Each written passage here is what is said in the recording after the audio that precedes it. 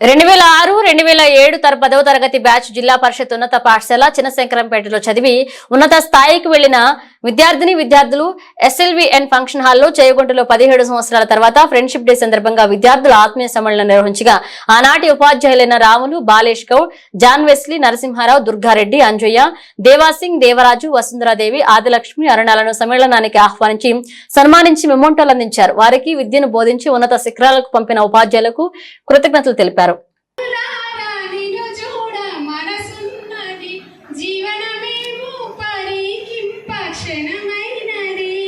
పిల్లల్ని చూసుకుంటారు కాబట్టి ఇప్పుడు ఏమి చెప్పే స్థితిలో లోపల లేవు, కానీ టు మెమరైజ్ ద థింగ్స్, మన జీవితాల్లో కూడా జరిగిన సంఘటనలే మరోసారి జ్ఞాపకం చేసుకుంటానికి ఇక్కడ సమావేశమైనాం. మరి ఈ టీచర్ ప్రొఫెషన్లో నిజంగా చాలా గ్రేటెస్ట్ ప్రొఫెషన్. ఒక తట్టు సమాజంలో తల్లిదండ్రి పిల్లల్ని ఇస్తుంటే ఆ పిల్లల్ని తీర్చిదిద్దే బాధ్యత ఈ వృత్తిలో ఒకటి ఉన్నది. డాక్టర్ కానీ, అడ్వకేట్ కానీ, ఇంజనీర్ కానీ, టీచర్ కానీ, what ever whoso ever maybe in the all departments, వాళ్ళను ఒక ఫౌండేషన్ వేసి ఒక రూపం ఇచ్చేది జ్ఞానంతో ఈ ఉపాధ్యాయ వృత్తి. కాబట్టి నేను చాలా గర్విస్తున్నాను ఈ ప్రొఫెషన్ బట్టి. నేను డిగ్రీ కాగానే నాకు సంగారెడ్డి ఎంప్లాయ్మెంట్లో జాబ్ వచ్చింది క్లరికల్గా.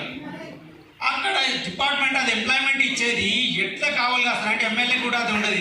ఇంట్లోకి వెళ్ళి బయట పడితే నమస్తేలు కొడతారు, మనకు తెలియదు. జాబ్ కాల్ లెటర్స్ వస్తాయని ఇంటికి ఎంబడి పడేది డబ్బులకు ఇది లంచాలు ఇచ్చే డిపార్ట్మెంట్. అరే ఇదేంది, నేను ఎక్కడైనా బయట పోయి ఎవరైనా వచ్చి తీసుకపోతే హోటళ్ళల్లో బిల్ తీసుకునేది కాదు సార్ ఎంప్లాయ్మెంట్ డిపార్ట్మెంట్ అంటే.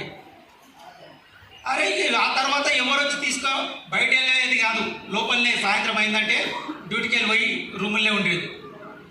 ఒకరోజు అయితే సిద్దిపేట పిల్లలు వచ్చి లంచ్ టైంలో ఫాలో అయ్యి రూమ్ వరకు వచ్చేసి డబ్బులు పెట్టేసిండు అక్కడ. అరే బాబు నేను స్టూడెంట్, మొన్న జాబ్ వచ్చింది, అయినా ఇదేంటి మా డ్యూటీ మేము చేయాలి, ఇప్పుడు రాగానే మీరే రాస్తాను. That was my feeling. Okay, ఇక మిమ్మల్ని అందరినీ మీరందరూ వచ్చినాక స్టేజ్ పైకి వచ్చి పరిచయాలు చేసుకున్నారు. అందరూ ఏమేమి క్వశ్చన్స్లో ఉన్నాయని చెప్పారు. అంటే ఆడపిల్లల సైడ్ నుండి చెప్తా ఉన్నారు ఏమని, నాకు ఇంటర్లోనే పెళ్ళి అయిపోయింది, నాకు పెళ్లి చేసేసారు, so end of my career అని చెప్పి ఎంత తిరిగి వెళ్ళిపోతున్నారు. నాకు 2 పిల్లలు, 3 పిల్లలు. నాకు కూడా ఇంటర్లోనే పెళ్ళయింది, మీకు తెలుసు తెలియదు. కానీ నేను ఇప్పుడు ఇక్కడ నిలబడి మీతో మాట్లాడుతున్నాను. MSc BEd అదంతా కూడా ఆఫ్టర్ మ్యారేజే కంప్లీట్ చేసుకున్నాను.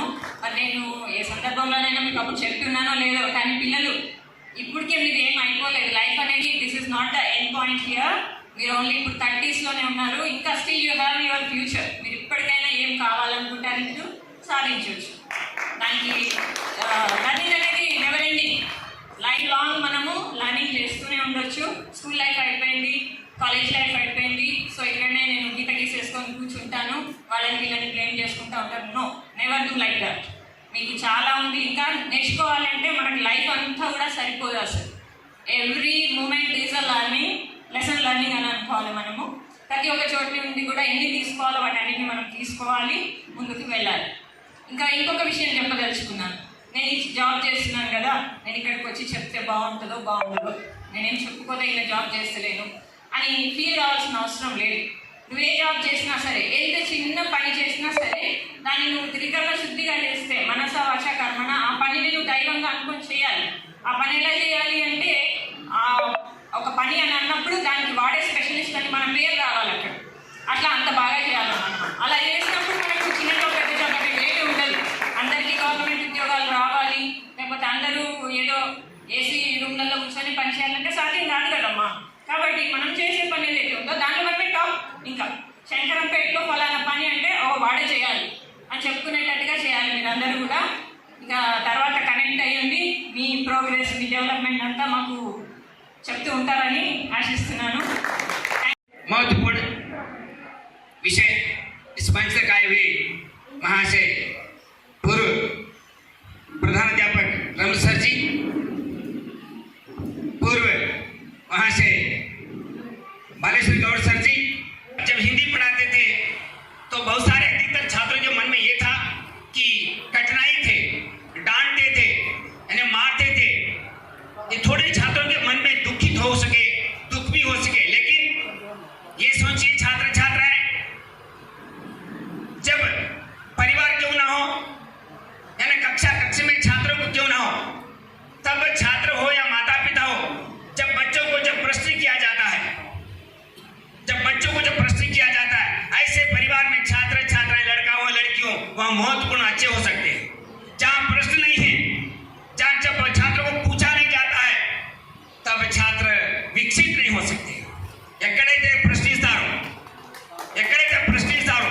ఎక్కడైతే ప్రశ్న ఉంటుందో అలాంటి కుటుంబాల్లో విద్యార్థి పిల్లోడు కావచ్చు, అమ్మాయి కావచ్చు, వారు బాగుపడతారు. ఎక్కడ తరగతి గదిలో విద్యార్థులను టీచర్స్ మాత్రమే ప్రశ్నిస్తాడు. 24 గంటల్లో విద్యార్థులకి అమ్మా నాన్న ఏ ఇబ్బంది గ్రహించరు. ఫలానా సార్ దండిస్తారు, ఫ్రెండ్స్ కొడతారు. కానీ ఈరోజు మీరు చూసి ఉంటారు, జడ్జెస్ ఈరోజు మనం ఎస్టీసీ వారి గురించి చెప్పిన జడ్జెస్ పేరు చంద్రచూడ్, మాననీయ గౌరవనీయ చంద్రచూడ్. మీరు ఇప్పుడు వార్త విని ఉంటారు. ఒక మాట అన్నాడు స్టిల్ టుడే ఒక మాట అన్నాడు. ఫస్ట్ క్లాస్లో ఆ సార్కి, ఇప్పుడున్న జడ్జికి టీచర్ కట్టెతో కొట్టాడు. ఆనాడు ఆ సార్ భయపడి కూడా ఇలా కొడితే నా కొరి కొట్టుండని చెప్పేసి ఆ రోజు ఆ విద్యార్థి చదివి ఈరోజు మనం జడ్చుకున్నాడు.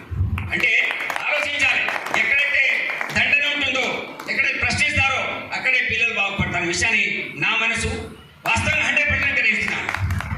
ప్రశ్నించాడు ఉండాలి.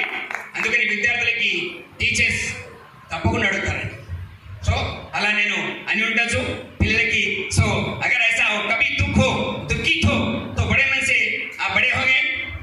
सभी को नन्हे मुन्ने छोटे बच्चे हैं और किसी को विवाह नहीं हो सके, जैसे कि बादाज, ठीक है, हो सके कल करेंगे सब मिलके, ठीक है, ओके. అది మనకు గొప్పగా మన పూర్వీకులు మనకి ఇచ్చినటువంటి గొప్ప సంస్కారం అది. ఇంకా మా తరాలు కొంతమంది మా విద్యార్థులు ఆ సంస్కారాన్ని ఇంకా నిలబెట్టుకున్నారు అన్నందుకు చాలా సంతోషంగా ఉంది. అందులో మమ్మల్ని జ్ఞాపకం చేసుకొని మమ్మల్ని ఇంత దూరం పిలిచినందుకు, దూరం అని కాదు, అంత దూరం ఉన్నా మమ్మల్ని పిలిచినందుకు, మమ్మల్ని జ్ఞాపకం ఉంచుకున్నందుకు చాలా సంతోషంగా ఉంది. ధన్యులం అని అనుకుంటాను నేనైతే. కాకపోతే నన్ను శ్రీనివాసాచారి అనే సారును ఒకసారి పిలిచిరు అంటే నేను కొద్దిగా భయపడతాను, రావడానికి నేను భయపడతాను. ప్రతి మీటింగ్లో నేను వినే డైలాగ్ ఒక్కటే, వేరే కాదు. మా నరసింహరావు సార్ తెలుసు, ఎందుకంటే 4-5 ఇయర్స్ మేము క్లాస్ చేసినాం. ఏ మీటింగ్లో పోయినా, ఏ గెట్ టుగెదర్లో పోయినా, ఏ స్కూల్కి పోయినా చారి సార్ గురించి మాట్లాడే ఒకే ఒక మాట ఇక్కడ కూడా విన్నాను. దానికి నేను సారీ చెప్పట్లేదు, దానికి నేను సారీ చెప్పాను. It was part and parcel of my duty. I hope నేను ఎక్కువ కొట్టినా అంటే ఎక్కువ పని చేసినట్టు అర్థం. నేను ఎక్కువ కొట్టినా అంటే ఎక్కువ గంట పని చేసినట్టు అర్థం. ఎక్కువసార్లు జ్ఞాపకం చేసుకుంటున్నట్టు నేను చాలా బాగా పనిచేసిన ఫీలింగ్ నాకు. ఇట్స్ ఎ టైప్ ఆఫ్ ఏమంటారు రికగ్నిషన్. నేను రికగ్నిషన్ కోరుతున్నాను. Thank you once again. I extend my.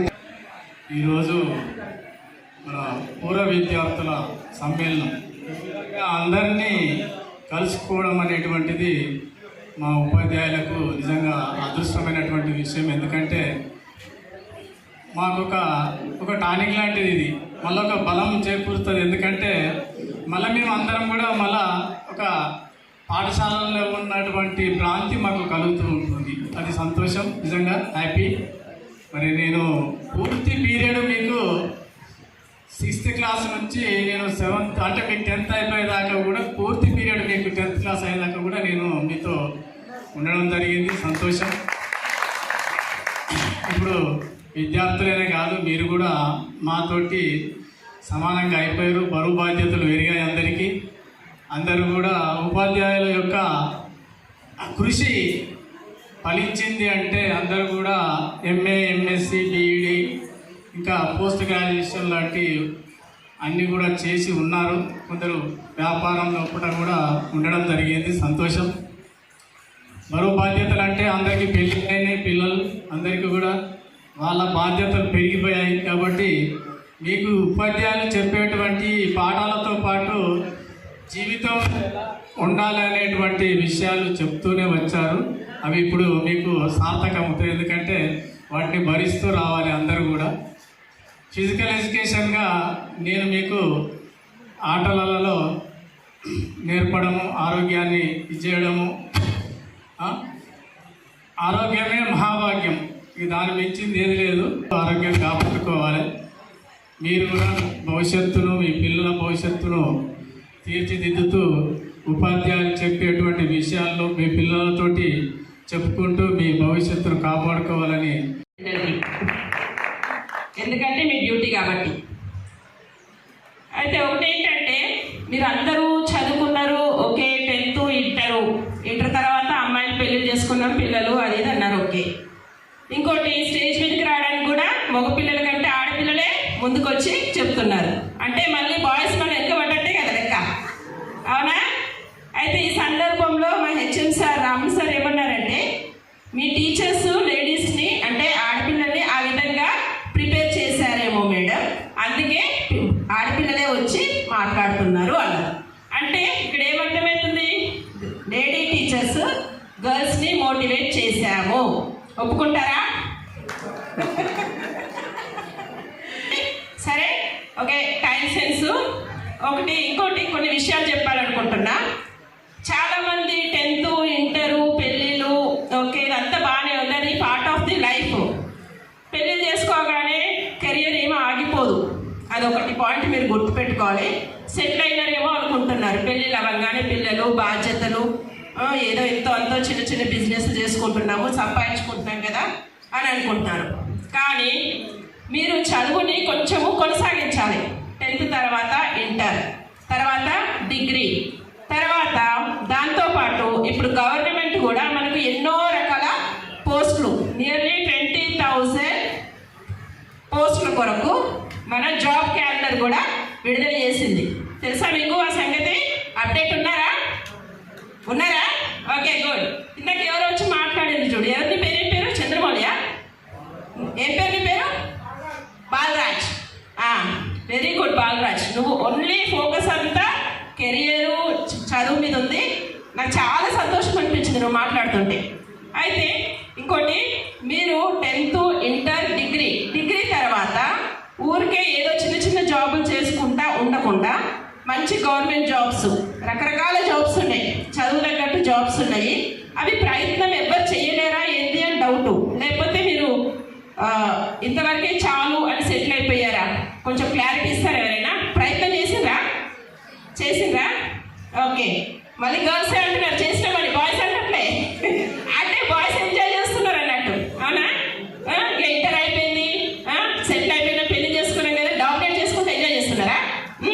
అట్లా కాకుండా మీరు ఇంటర్ అయిపోయిన వాళ్ళైనా సరే, డిగ్రీ అయిపోయిన వాళ్ళైనా సరే, పీజీ అయిపోయిన వాళ్ళైనా సరే, మంచి మంచి జాబ్లో సెటిల్ అయ్యి ఇప్పుడు మీరు ఇక్కడ కూర్చున్న వాళ్ళందరూ కూడా మంచి హై పొజిషన్లో ఉండి మమ్మల్ని ఇట్లా పిలిస్తే ఇంకా మాకు డబల్ సంతోషం అనిపిస్తుంది.